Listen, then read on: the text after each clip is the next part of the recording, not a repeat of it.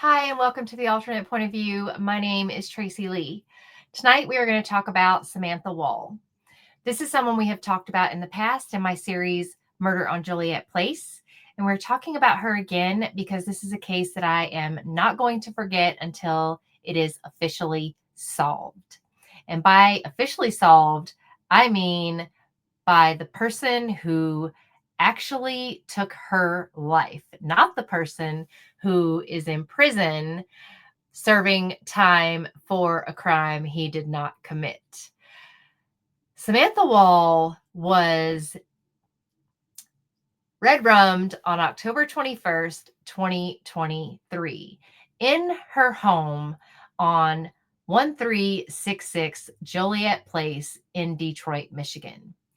What we know about Samantha Wall is that she was a well-loved, prominent political figure and president of the last freestanding synagogue in Detroit, Michigan, the Isaac Agree Synagogue.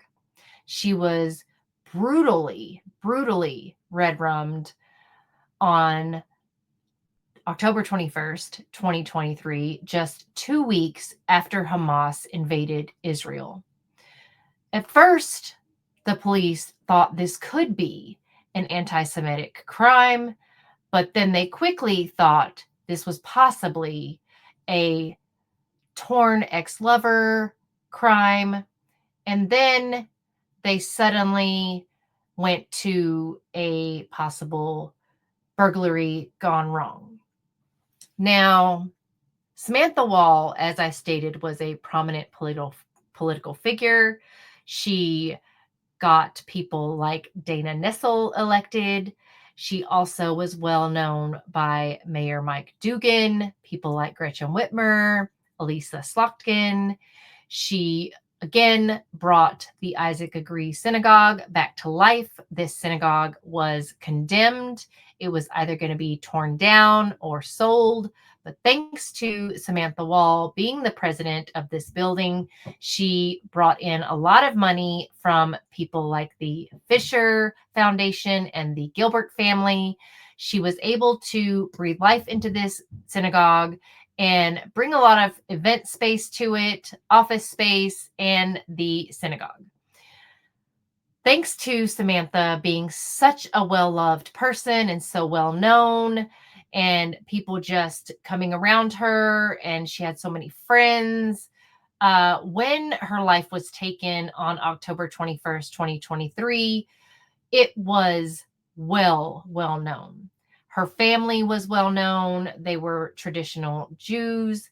Her sister was a doctor, and Samantha, again, loved and well known. And when it came out that she had lost her life, everyone knew who she was. And we are going to talk about the timeline of her last hours. Now, what happened to Samantha shouldn't have happened. And according to the prosecutor, he pretty much blamed Samantha. Because Samantha was so well known in Detroit and she had so many friends, she would keep her townhome unlocked, or she would keep a key in a lockbox outside of her door. And pretty much a lot of people had the combination to this lockbox so they could get into her townhome and stay in her townhome. Or she would keep the door unlocked for people to go in and out of. Samantha pretty much allowed her friends to stay whenever they wanted to. Because she knew a lot of people and they knew that they were welcome anytime they wanted. And the prosecutor in the opening statements pretty much said that it was her fault, that she basically allowed people to come in, and thanks to her and her ways of keeping her door open, she allowed a stranger to come into her home and do this to her. And that's why Michael Jackson-Bolanos was able to do this. But where he didn't think was that Michael Jackson-Bolanos couldn't have possibly done this, because he actually wasn't out burglarizing anyone's home. And because Jeffrey Herbstman, the ex-boyfriend, actually confessed to taking Samantha's life. And there's way too many variables as to what happened to Samantha. But in today's video, we are going to talk about the timeline of Samantha's final hours. Back to my series, Murder on Joliet Place, you can start to put together the last hours of Samantha's life and the entire trial. Now, what we're going to talk about going forward is Samantha and the entire trial and events of what happened to Samantha so we can piece together what and who and where and why and everything about Samantha Wall that we can possibly put together.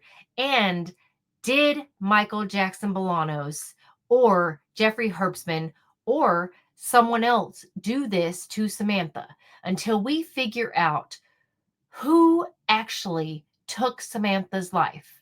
Because I am not going to stop until I figure out who did this to Samantha Wall.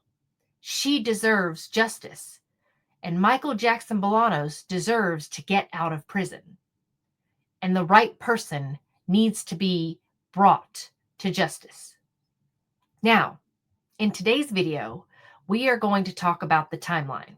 And we are going to talk about why on earth would the ADT expert lie on the stand about the timeline of the ADT system. Now, Samantha Wall went to a wedding on Friday, October 20th, 2023. She arrives home at 12:30, 21st of October, 2023. Her door opens at 12:31 a.m. There's motion in her living room at 12:32. And then we know that she goes upstairs and changes out of her royal blue patterned dress that she wore to the wedding. We know that she took her keys and her wallet and her things that she carried with her and laid them on the bench by her door before she went upstairs. We know there was movement in her living room. We know that she went upstairs, changed her clothes, probably went to the bathroom, did whatever she needed to do. We know that she laid her dress on her bed. We know that she did whatever upstairs. We know that her alarm wasn't armed, but we know that it was picking up signals and movement and that her door opened and closed. We know that her back door opened at 12:35 a.m. and it remained open for 3 minutes. We know that it probably closed at 12:38 a.m. And we know that at 1:01 a.m. her front door opened again. And we know that at 1:54 there was a motion ping. And we know that there was no more motion until 1:24 a.m. in her living room. So from 12:32 a.m. there was motion in her living room, and then no more motion again until 1:24 a.m. So from the time she was upstairs at 12:32 there was motion, and there wasn't any more motion in her living room until 1:24 apparently. But her back door was open at 12:35 and it closed at 12:38. The thing is that her front door opens at 1:01. My thought is the police department completely focused on the front door. They never focused on the back door. Her front door key was found outside. A front door key. And the lockbox. There were bloody prints on the lockbox. No one ever focused on that back door. Did the front door key open the back door? I'm curious to know, did the killer come in through the back door and exit through the front door? Could they possibly have come in through the back door at 12:35? Because the police assumed that she went out the back door and was hanging out the back door for 3 minutes vaping. That's what they said.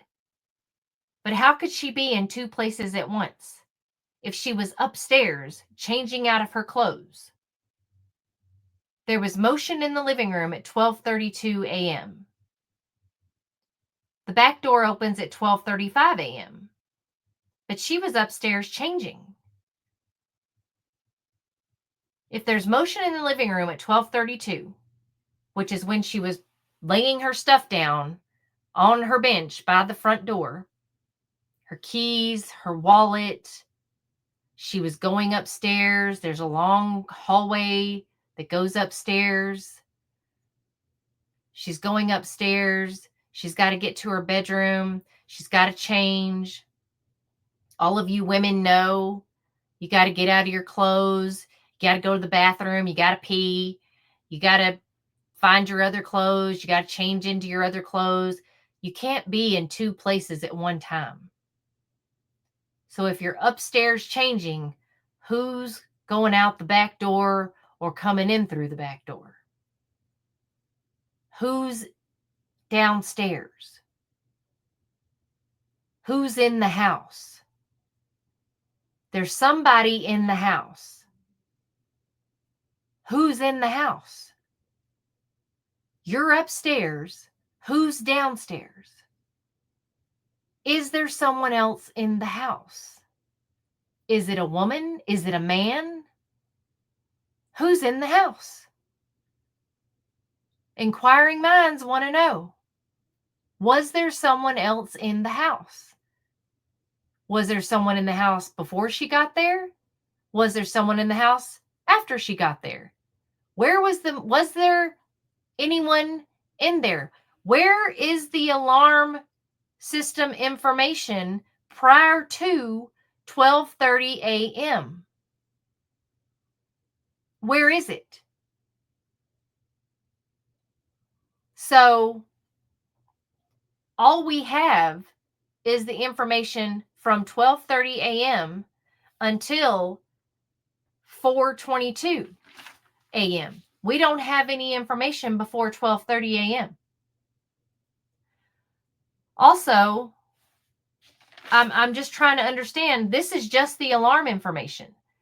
But where is the information from 12:30 a.m. before that?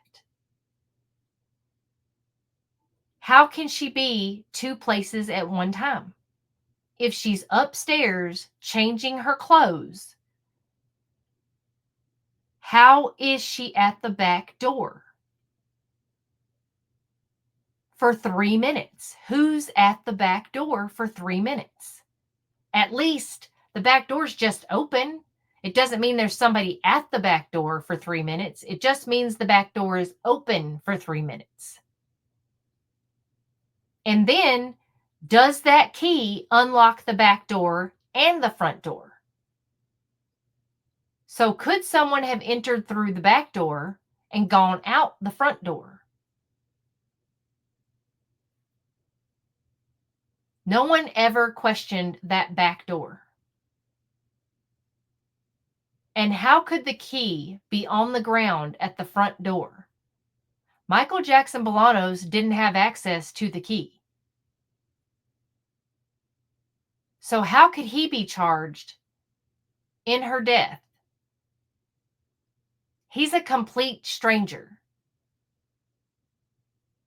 How could anyone be charged in her death that didn't know her? Could this have anything to do with that synagogue?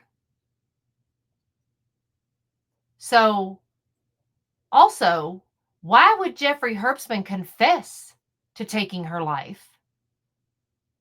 And why would he get use immunity?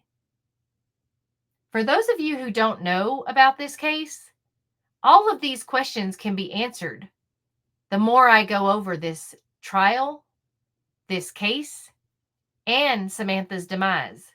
But you have to tune in for more. Right now, we're just going over the ADT timeline. And it's very vague, right? You don't know.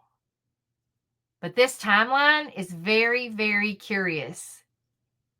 How can Samantha come home at 12:31, drop off her stuff on the bench? There's motion in her living room, 12:32.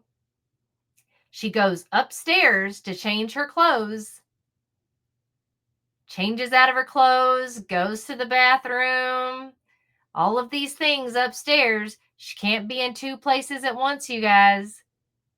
Who is downstairs? Is she having a conversation with somebody up there? She's got her cell phone. Who's she talking to? Was she on the phone?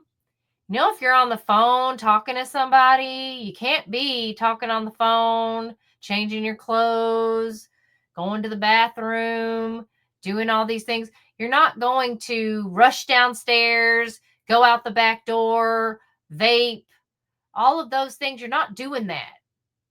So who is downstairs? Who's downstairs? Were they already in the house? Or did they get there after? Where is the ADT information before 12:30? What is happening before she gets home? We have the information after she got home, but what about before? So think about it. What happened to Samantha and who did it? Because it wasn't Michael Jackson-Bolanos. So just curious. And then why was her alarm system still on until April 2024? Why was her alarm system paid for all the way to April 2024? Was it for the case, for the trial, or was it until her townhome was sold? I have questions. Do you have questions? Come on, you guys. Let's figure it out. Let's figure out what happened to Samantha Wall. Let's solve this case. I'm being vague because I want you all to tune in for more. We are going to solve this case. We are not going to let Samantha go unsolved. Let's go on and find out more about Samantha Wall, and let's figure out who did this. Thank you. I will see you all in the next video, and don't forget to tune in, subscribe, like, and share. See you in the next video.